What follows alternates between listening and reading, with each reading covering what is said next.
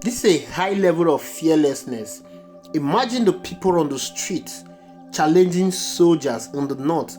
This can never happen in the south. Like, it can never happen in the south. Sometimes I'm beginning to imagine if the people in the north are bred differently. Do they have a different gene from the people on the south? That is the reason why they've been able to hold on to power for a very long time. Northerners, they've ruled this country for a combined 40 plus years. An average northerner is fearless. An average northerner can confront his or her fear.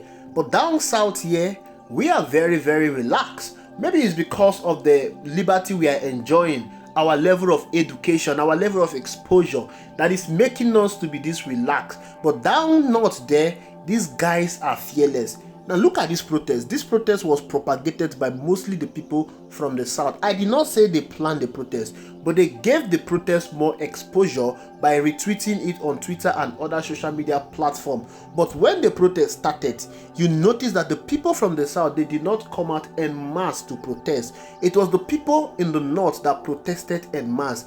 Even when curfew were imposed in different parts of the state, they defied that curfew, went to the street and still protested. Even when some of them were killed, they still came out en masse to protest. But in Abuja, for instance, some persons were tear gas, they stopped protesting. In Lagos, Aboro attacked some persons and they stopped protesting. Where did you see Aboros attacking people in the north not to protest? Nobody was seen on the street attacking people not to protest in the north. The northerners, they defy all form of logic to protest. There are also videos of some northern youths telling the military to take over power from Bola Ahmed Tinubu. They were directly telling the military, take over power. I mean, that is one hell of a courage to meet a military man, a civilian telling a military man, go and take over power from Bola Ahmed Tinubu. And we equally saw some of them taking hold of a police armored tank and they were driving it around. Come on, we must give kudos to the northerners. For once we have seen that these people are not illiterate, these people are not uneducated, these people are not ignorant, these people are fearless, these people are courageous. If the people from the south can have the level of courage that the people in the north has, I can tell you for a real fact that we will change this country for real. When the northerners wanted power, what did they do? They propagated President Muhammadu Buhari and they ensured that he won the election. In 2011, Goodluck Ebele Jonathan won election against President Muhammadu Buhari. These guys went on the streets and killed a lot of persons. In 2015, they ensured he won that election. But in 2023, in down south here, the person we voted for was not inaugurated as the president. Our votes were stolen. Our election result was manipulated. What did we do? We were waiting for the person to give us order to go and protest. We sat in our homes complaining on social media, whereas the person that did not win the election was inaugurated, and we started complaining.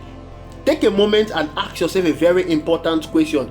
If it was a northerner that northerners voted massively for to become the president of the Federal Republic of Nigeria, and the election was manipulated, and the person was denied the opportunity to become the president, INEC deliberately switched off the IREV. Just ask yourself a very important question. Do you think the northerners would have sat back, relaxed? Do you think they would have taken that for granted?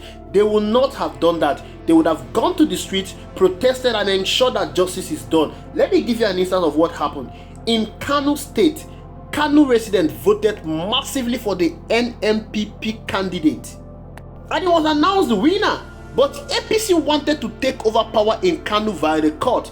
The appeal court sacked the Kano governor. The moment that announcement was made, the people in Kano went to the street. They protested massively, burned down so many things. That sent a signal. What happened? The Supreme Court immediately reversed that judgment by the appeal court, and the NNPP candidate was retained as a governor in Kano State. This is what the people in the south would have done. The moment that result was announced, would have hit the street and protest massively. But no, we were waiting for a billionaire to tell us to go and protest. We were waiting for a billionaire to lead the protest so that we can follow. We were waiting for a billionaire that you all know that the government and all the security agencies, they are looking for everything to pin on him as an anarchist. They are looking for every possible way to arrest him. We were waiting for him to lead us to go and protest. Even today, do you know that some persons are still saying that he did not lend his voice to this protest? But look at what is happening in the north. They are not waiting for anybody to come and tell them to do what they want to do. They know that they are at disadvantage. When it comes to insecurity, they are suffering it the worst. When it comes to hunger, they are suffering it the worst. When it comes to poverty, the worst. Out of school children, the worst. Unemployment, the worst. Every negative indices, they are suffering it the worst in the north. That is the reason why they decide to go to the street and protest. But the people in the south are equally suffering the same thing, but they don't have that zeal, that courage to hold their government accountable. They don't have that zeal and that courage to do the needful to ensure that they bring the needed change. Like I've said and I will always say, if President Muhammadu Buhari had removed the fuel subsidy, Northerners would have protested against him. It was not because he's a Northerner. If he has done the things that Bola Ahmed Tinubu is doing currently, nobody will spare him. They would have protested against him. Bola Ahmed Tinubu is insensitive and inconsiderate. President Muhammadu Buhari is a failure, but at least he has some level of sensitivity. That is the reason why he did not touch the fuel subsidy. That is the reason why he did not use 21 billion to renovate the office of his vice president. President Muhammadu Buhari did not go about wasting money, even though we know that money was being wasted in his administration. But it was not so obvious. It was not to the open. President Bola Ahmed Tinubu is doing everything in the open. Imagine using 15 trillion to build a coastal highway that will span across 30 years. People are hungry. We don't have good road. We don't have electricity. You are using 15 trillion naira to build a coastal highway. Come on. There is nobody that will tolerate that. Even if those people are zombies, they will not tolerate what President Bola Ahmed Tinubu is doing. The next time you want to criticize the Northerners for being the problem in Nigeria, I want you to take a very critical look at yourself in the mirror. You are the problem because you don't have the zeal and courage to change this country. Most of you are so relaxed. You don't want to die. You don't want to be injured. You don't want to be arrested. But you'll be the first person to call for a protest. When the protest comes, you will not go out to protest. Showere is calling for a protest, but it's in faraway US. He's not here to lead the protest. You see what we are talking about? But go to the north. Those guys are there protesting without any leader.